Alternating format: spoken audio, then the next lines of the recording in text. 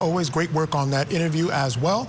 We'll check in with you in just a little bit. Right now, I want to bring back in my guest for this hour. Trial attorney Rich Schoenstein is with me. And Rich, from the defense perspective, for me, there's a lot not to like about this case.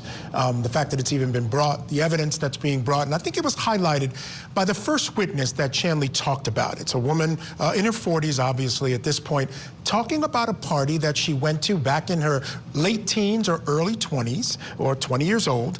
And she's adding some new details that she didn't tell police, right? She's talking about the guy being creepy and remember all these feelings she had, stuff that she didn't tell back then. We don't know how much she had been drinking, how much her perceptions were off. Now, it's incumbent upon the defense to bring that out, but, you know, your thoughts on this type of evidence being brought in this case? Well, I think the defense is doing the right thing going after that. This is a tough case for the prosecution. You know, you don't have the kind of evidence you usually would. You don't have a body.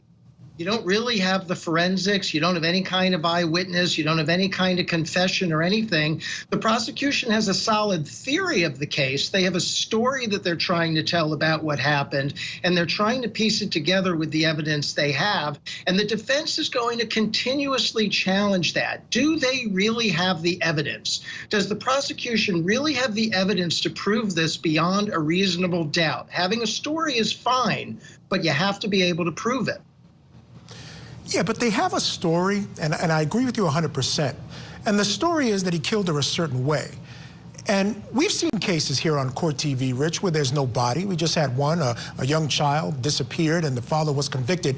But it didn't really matter how the kid died. In this case, what's really central to the theory of the prosecution is how this victim died, how Kristen Smart died. But they don't have a body, and they don't have an eyewitness. So in this case, is it more important that they have a body? Because without it, it's going to be difficult for them to get this jury where they want them to go.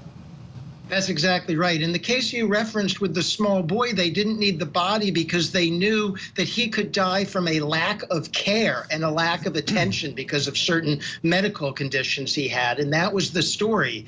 We don't know without the body how she died. And so you don't know if it was an intentionally inflicted injury that caused her death. You just don't know. It's much harder to piece together in this case. Absolutely. It's an uphill battle. And there's some other evidence coming in regarding other folks that had been assaulted by this defendant, which I have issues with as well. But we're out of time, Rich. But I really want to thank you so much for joining me this evening. Truly appreciate you being with us. Really enjoyed your presence on the show. You have a great evening, and we'll see you again soon.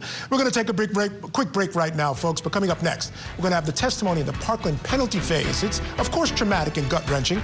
And to help survivors and their families, there are therapy dogs at the courthouse. We're going to talk to the group bringing these comfort pets to court. You don't want to miss it. We'll be right here on Court TV. 589.